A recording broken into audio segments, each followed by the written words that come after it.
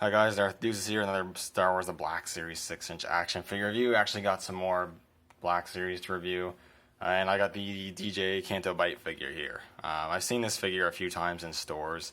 It's a figure that I've always been tempted to get, but I just didn't want to spend the full price on the figure, because I actually like DJ as a character. I think he was underused in the movie, but I think he has the potential to be a pretty cool character.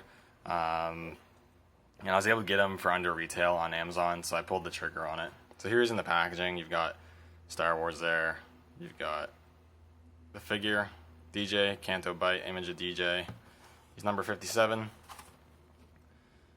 Another image of DJ, and a really brief bio. It says, a thief whose tattered, threadbare clothes and lackadaisical attitude, I probably butchered that word, attitude, conceal a sharp mind and expert code-breaking skills. DJ believes there is no difference between sides in this new galactic war. Not much of a galactic war when one side only has like 400 people, but whatever. So we're going to crack this guy open and take a closer look at the figure. Alright, here we have DJ out of the packaging, and it's actually a really cool figure. There's a lot of good stuff going on with this figure. I don't have very many complaints with the short time I've had to fool around with it. I might find more in time, but really, my first impressions of this figure are pretty good. So first looking at the face sculpt, this guy comes from the first wave of figures where they started using the photo real tech. He's in the same wave as Rex and the Island Journey Ray. Don't have the Ray, but do have the Rex. The Rex is really impressive face print, and the face print on this one's pretty good as well. And the one I got in the mail, you know, when you get stuff in the mail, you can't gauge pain ass, but this one turned out really good. The eyes look really good, though I do feel like his eyes are maybe a little too wide open, if you know what I mean, because in the movie, his eyes are kind of like, they weren't like squinting, but he had them more shut than they were open. And then this head sculpt, he looks like he's sort of surprised, but it's not like the worst thing in the world. But the paint and everything looks really good, and it brings out all the definitions in his face really well. The beard and facial hair I think looks pretty good. The hair looks nice. He's got the tufts in the front there. Looks good. And then he's got his hat on. He's got like the Arabesh and the silver paint on there, which is really cool. You got his coat. The coat's just one big piece of relatively pliable plastic. You got this nice gold paint on the collar there, which looks really good. And all throughout the coat, you got this nice, like, it's like a dark brown, and it's got like another shade of brown washed over it or dry brushed over it to really bring out the detail and make it emulate like a leather sort of material, which is really, really cool. You got some pockets sculpted on the sides that you can't really see, but they're there. And like seam lines sculpted and whatnot, which is really good. One interesting thing about this coat is that it actually doesn't hinder a lot of articulation, surprisingly. I thought it was going to hinder his leg articulation a lot, but it doesn't. Underneath he just has like a standard like gray shirt. Obviously the sleeves or his arms are sculpted with the jacket sleeves, so you could take off the jacket, but it would look really weird. He's got like this layered thing on the shoulders. On this hand, he's got like this black hand wrap. He's got some rings sculpted on his hand, which is really cool. This one's just normal. I thought he was going to have sculpted trigger fingers, but he really doesn't, which is sort of a problem because he comes with blasters and he kind of needs to have trigger fingers, so I might have to mod that and just cut them with an X-Acto knife. It's really easy to do. I just kind of hate when you have to do that. He has his belt here, which is pretty cool. He's got a silver belt buckle, this sort of greenish brown, I want to say, coloring for it, and the buckles and everything are painted really well on it. He does have the holster on this hip there and has a little strap you can plug in. And despite most figures having this glued down, this one's actually pretty loose. And it's not like it doesn't bother me or anything because it's not really going to go anywhere. And if anything, it makes moving the leg easier, but just something to note. The pants look good. It's just got some standard sculpting and wrinkles to emulate clothing, which looks great. And you got the boots, which are a nice glossy black, which look pretty good as well. And overall, it's a really good looking figure. I like the design. I like the big kind of coat and everything. It's a bit simplistic, I suppose, but I think it looks good for a sort of criminal, I suppose. I actually did enjoy. There was a one-shot comic, DJ Most Wanted. That was actually pretty good little issue, kind of leading up to The Last Jedi, so that was cool.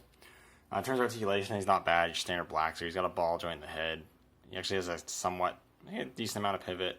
You got the disc hinge at the base of the neck, and if you really push it, you can go pretty far back, pretty far forward.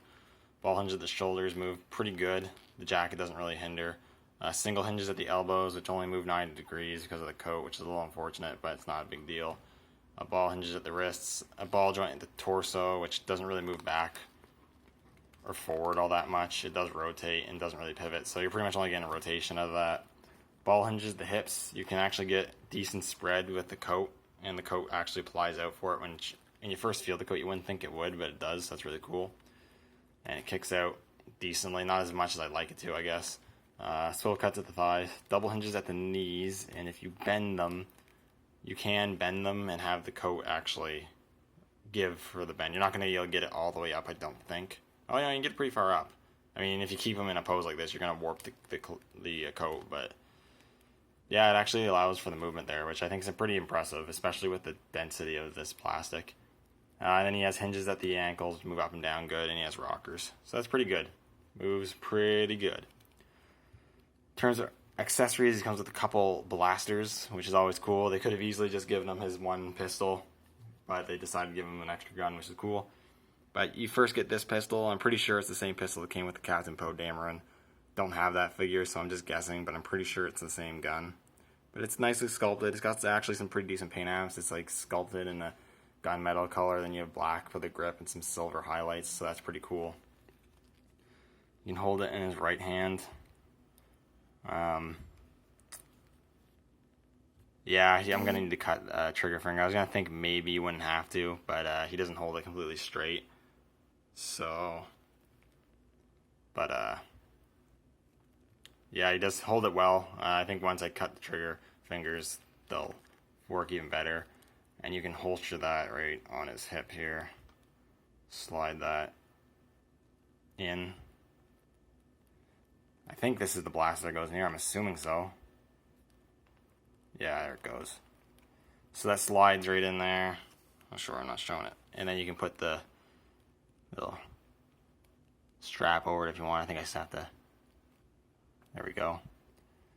So you can do that. It doesn't really want to peg in because I'm pretty sure it's not down all the way. There we go. Peg it in there, and there he's got his pistol on his hip, so that's pretty cool. And then he also comes with this longer blaster. Maybe a blaster carbine or something, I'm not really sure. But it's the gun that the Canto Bight police use, I'm pretty sure. It's got like this long scope. Again, gunmetal color with some black paint apps on it, which is pretty cool.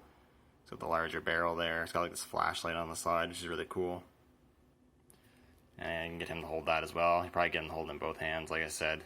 And yeah, hold it pretty good. You don't have to cut the trigger finger if you want to, but I'm going to do it because I think it'll look better and you'll hold it better. But yeah, you can kind of have him like that or do whatever you want with it. So that's pretty cool. Now, just doing some really quick size comparisons with a couple figures I grabbed off the shelf. Here's first of all his wave buddy. Here he is with Rex, and I have Rex pretty much staying straight, but the same height. DJ actually seems like he might be ever so slightly taller, but not really. So that's good. I think DJ was about average height. And here he is next to a First Order Stormtrooper. They're about the same height. Again, I actually think DJ might actually just be slightly taller, but I think that works. Looks good. Overall, I think this DJ figure is actually really cool. I think it's actually an underrated figure. The paint work is really well done on this figure. Articulation's, standard. Accessories are decent. It's really all around a solid figure. That being said, if you're not a fan of The Last Jedi, excuse me, and if you're not really overall keen on this character, this is such an easy pass of a figure. Definitely pass on it. But if you're a fan of The Last Jedi and you like me, you like the character, even though he was pretty underused, or you just want maybe just another 6-inch sort of criminal, like Cantina looking guy, 100% recommend this one. He's a really cool one, and I definitely recommend him. Anyways, thank you guys for watching. Hope you enjoyed. Let me know what you think in the comments down below. Again, thanks for watching, and may the Force be with you.